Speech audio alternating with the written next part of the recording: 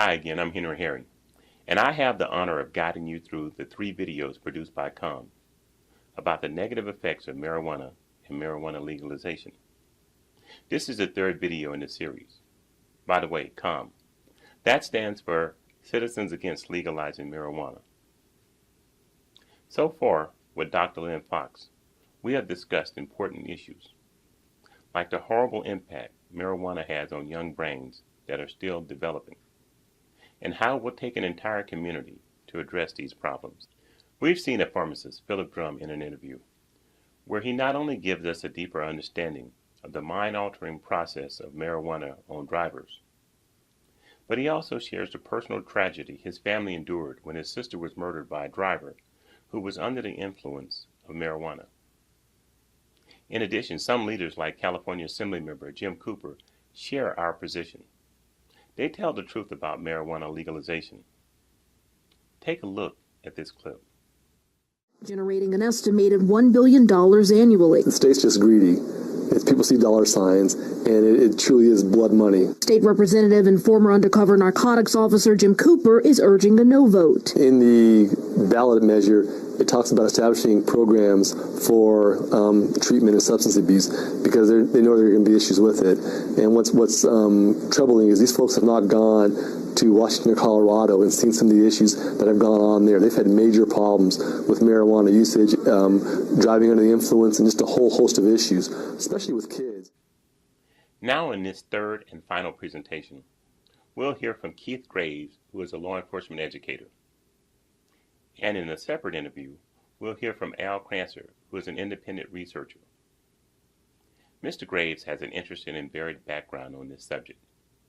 Most notably, his work training police officers on a wide range of drug-related topics, especially marijuana. And Al Crancer has actually delved into the numbers around the issues of marijuana and alcohol and driving. Anyone who has been paying attention has seen some of our worst fears about marijuana legalization come to life. We need only look at places like Colorado and Washington State, where marijuana is legal and marijuana-related DUIs have gone up in both states. In my view, the legalization of marijuana is a very bad idea for California. This is based on my law enforcement experience as a street officer and as someone who has authored and helped implement a division-wide drug activity reduction plan. There's no gray area here. The legalization of marijuana in California is a bad thing. Now, let's hear from Keith Graves.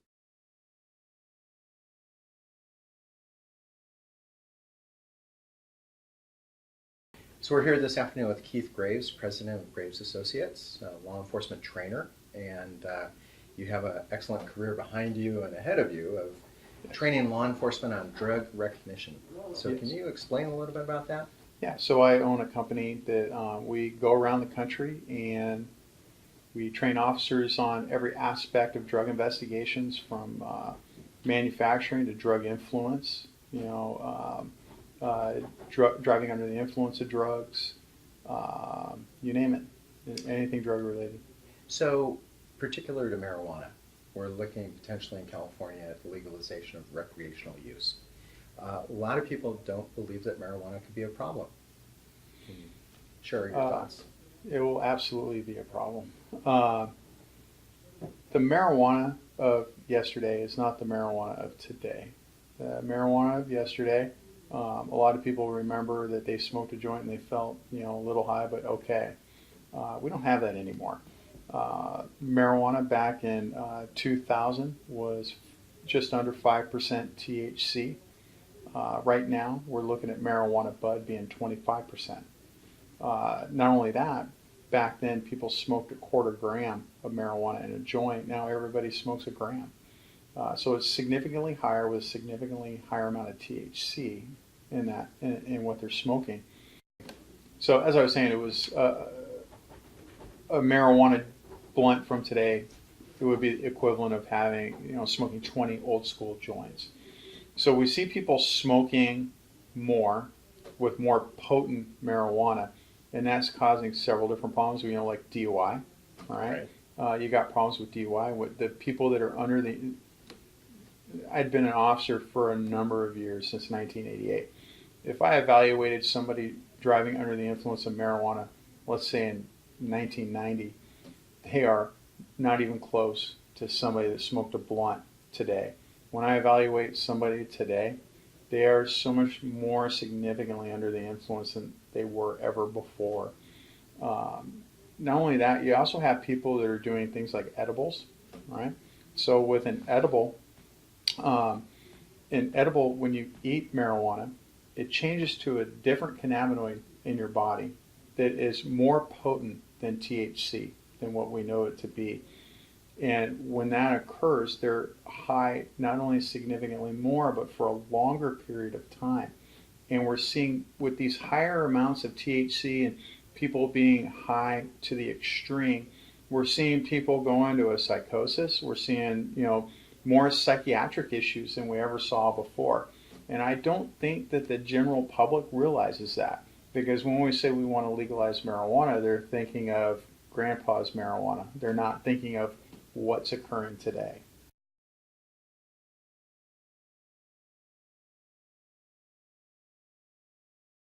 Now, one of the themes that we've been talking about with some of our other guests has been about the teen brain risky behavior.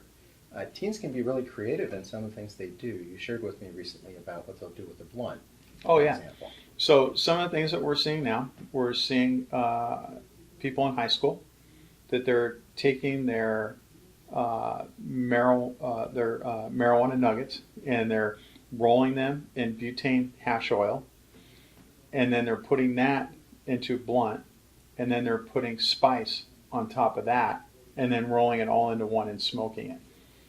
And so now the influence is exponential.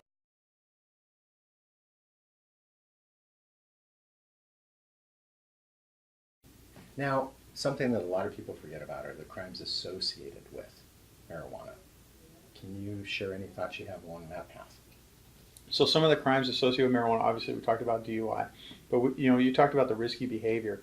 You have the generalized risky behavior that where they would do things they normally wouldn't do. Let's say like commit a theft or commit an assault or do something along those lines, because they're not thinking properly. They are so significantly high. So you do have crimes associated with that. We do see people. We would see gangsters before they would do a drive-by smoke a bunch of marijuana before they got going. And doing that, and did that change their mind or give them some bravery to go do that drive-by? I don't know, but they're certainly not thinking right before they go and do that. Now, I've also heard of drug rips and things along that line. Can you share some thought about that? Yeah, so one of the things that I hear is that marijuana is a peaceful drug. Nobody ever died from marijuana. Very untrue. Marijuana is such a big money business. And when you have big money business, you have organized crime. And when you have organized crime, you have violence. So we are seeing people with drug rips. They are getting ripped off. As an example, somebody decides to have a grow in their backyard. They think it's innocent. They have their 10 plants, but somebody looks at that and says, I can make some money off of that. So they'll go in and rob the house to go get the money that's in the house, but also to get the plants that are back there. You have people that, like the marijuana dispensaries. They have such huge amounts of money because they have such a huge business. They're making so much money off of their business that they're an easy target. They will go in and go rip them off.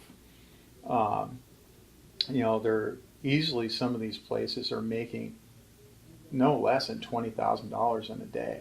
Well, if they can go in there at the end of the day, go rob them, and make a significant amount of money. So I always like to tell people, you got a marijuana grow next door to you, you should be concerned, because what happens if they hit the wrong house? Yep. Right. We've had that. We have had people hit the wrong house because some backyards are they're aligned differently, that they don't, that one backyard that looks off, you think it belongs to one house, but it actually belongs to another. And then these poor innocent people get people with guns going through their house, wanting the marijuana, realize they're in the wrong house, and go, oh, sorry, my bad, out they go. Wow. And then to go hit the house had the marijuana, and people don't talk about that. Correct. Yeah. It's because, again, it's a peaceful drug.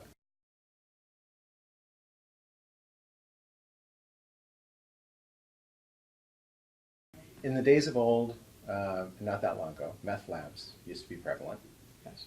Now it seems to be these butane hash oil or honey oil operations. Yes. Can you share some thoughts on that? Absolutely. Honey oil labs are extremely dangerous. What they're going to do is they're going to take a tube, an extraction tube, and it could be stainless steel, plastic, what have you. It's going to be about 1.5 inches wide. And then they're going to take a can of butane, the same butane that you fill up your lighter with, and they're going to inject, inside that extraction tube is going to be marijuana, and they're going to shove butane through that tube. The butane is going to go through the tube, and it's going to extract all the THC off the marijuana, and it's going to fall out the bottom of the tube, and the THC is going to be mixed up with butane, and it's going to fall into a collection pot down at the bottom. Well, butane boils off at 31 degrees. And so you have butane that's vaporizing into the atmosphere. So, and, a spark like, transient, people don't realize there's transient sparks that come out of your electrical sockets. Static electricity, somebody lighting a cigarette will make these things detonate with, horrific results. I've talked to the major burn centers in the San Francisco Bay Area, and at any given time, 75% of their beds are filled up with burn patients that were burned from a butane hash oil lab. You have issues with, sometimes there's kids in the house, so the kids are getting hurt. There's animals in the house, and the animals are getting hurt. There's detonations that occur that damage nearby houses. And then, not only something that people tend to forget, when they catch on fire, these people are on fire, and they will be on fire coming out of their house. And, other people see that, and it's the most traumatic thing they're going to see in their life. It goes far beyond just a dab or, a little bit of wax and smoking it. There's some significant repercussions in our community.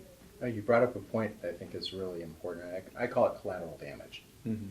Because an individual who does see that, that is traumatic for really the rest of their life. Absolutely.